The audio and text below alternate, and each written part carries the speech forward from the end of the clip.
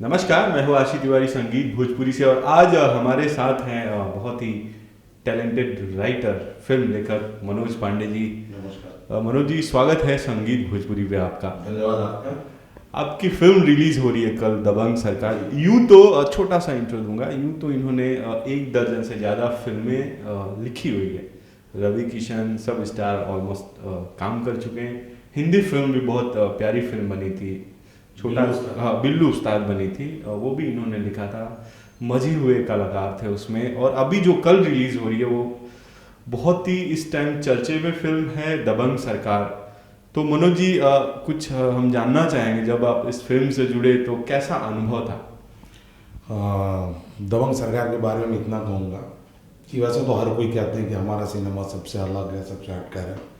मैं ऐसा नहीं कहूँगा कि हम लोगों ने एकदम कोई नई चीज़ बनाई है, बट इतना ज़रूर कहूँगा कि हमारे जो डायरेक्टर है योगेश राज मिश्रा जी, उन्होंने एक बहुत बढ़िया प्रेजेंटेशन दिया है। आज भोजपुरी सिनेमा को लेकर लोगों के मन में एक सवाल होता था कि इस फिल्म में उतना टेक्निकल इनपुट नहीं है या टेक्निकल पॉइंट ऑफ व्यू से इतनी स्ट्रांग नहीं है। ये सिनेमा देखने के बाद लोगों की वो शिकायतें दूर हो जाएंगी। और जहाँ तक इस फिल्म की कहानी की बात करें तो कॉन्सेप्ट योगेश राज मिश्रा जी का था, हम दोनों ने मिलकर इसे डेवलप किया। बहुत ही अच्छी और एक आम आदमी से जुड़ी हुई कहानी है।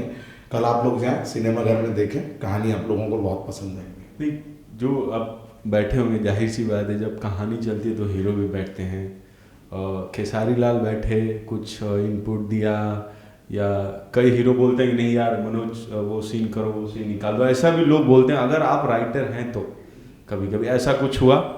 देखिए, होता ही है कि जब कोई क्रिएटिव इनपुट देता है, मतलब अगर मैंने कोई कहानी लिखी है और सामने वाला उस कहानी में अपना सजेशन दे रहा है और वो सजेशन मतलब फिल्म के हित में है, कहानी के हित में है, तो उसे स्वीकार करने में मुझे कोई हिचक नहीं होती है।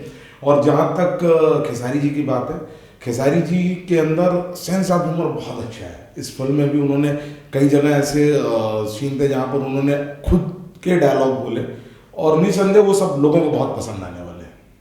अच्छा मनोज जी, बहुत कम ऐसे लेखक हैं भोजपुरी के, जितने भी दर्शक देख रहे होंगे इस इंटरव्यू को, बहुत कम ऐसे जो लेखक हैं जो वाकई में लिखते हैं।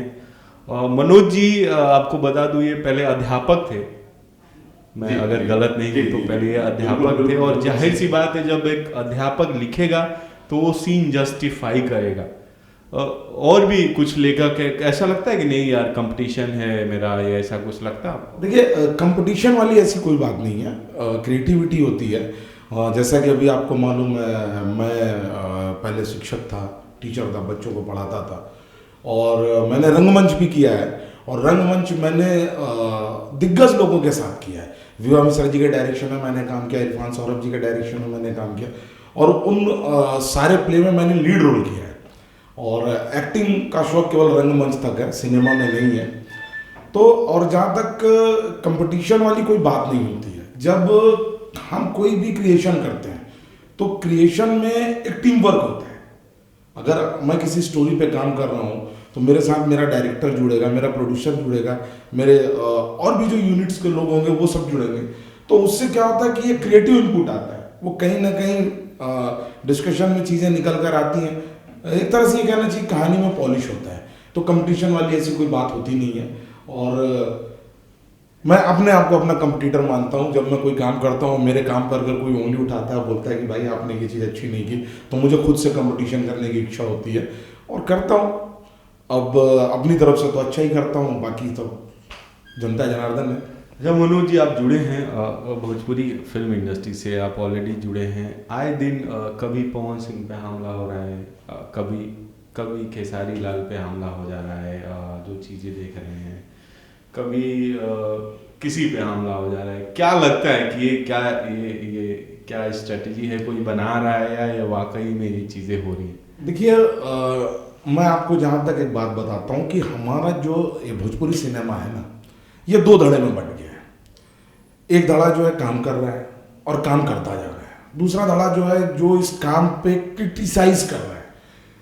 अब जैसे कई लोग हैं, मैं नाम नहीं लेना चाहूँगा, जो लोग इस चीज़ को लेके बड़ा आवाज़ उठाते हैं कि भोजपुरी सिनेमा अश्लील है, तो भैया मैं उनसे ये कहना चाहूँगा कि आप आगे बढ़े ना, आप आगे बढ़े। अगर मैं कहीं पर जाता हूँ और वहाँ पर ये खड़ा होकर कहता हूँ कि यहाँ गंदगी है, तो मेरे कहने से वो गंदगी ख़त्म तो होनी नहीं है, मुझे उस गंदगी का हिस्सा बन के उसे साफ करना पड़ेगा।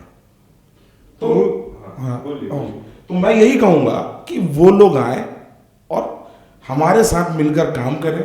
और जहाँ तक अभी आपने बात की कि ये जो हमले हो रहे हैं ये कोई स्ट्रेटजी, मैं इसको कोई स्ट्रेटजी नहीं मानता हूँ। देखिए क्या होता है कि जो हमारी ऑडियंस होती है वो ऑडियंस बहुत इमोशनल होती है।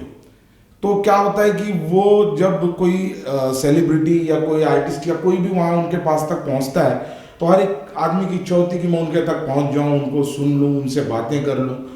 तो वही धक्का मुक्की और ये सारी चीज़ें हो जाती हैं जिसको बढ़ा चढ़ाकर बताया जाता है।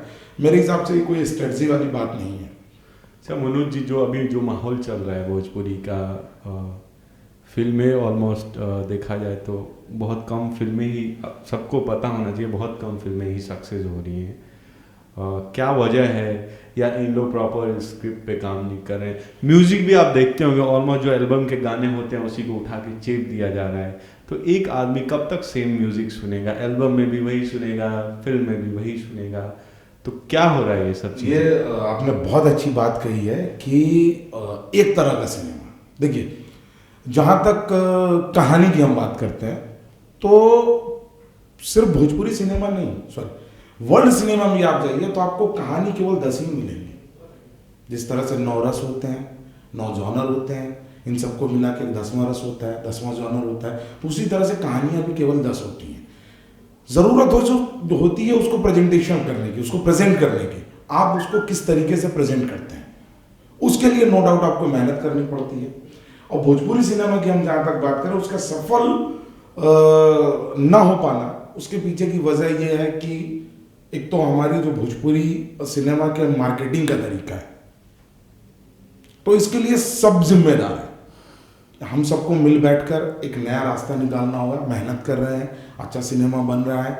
और अभी संघर्ष आई थी, बड़ी अच्छी फिल्म थी, एक मैसेज भी था। दबंग सरकार है। और यहाँ पर मैं अपनी एक और फिल्म का जिक्र करना चाहूँगा, वो फिल्म है बबली की बारात। और मुझे खुशी है मैं इस फिल्म का हिस्सा हूँ। वो फिल्म 2019 में आप लोगों के सामने होगी।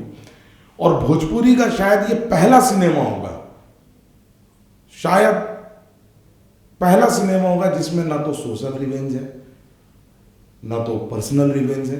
ये फुल्ली एंटरटेनमेंट कहानी है जिसमें एक्शन का तड़का है। इस फिल्म के डायरेक्टर आनंद जी हैं, बहुत अच्छे डायरेक्टर, उनके के साथ मेरी दूसरी फिल्म है।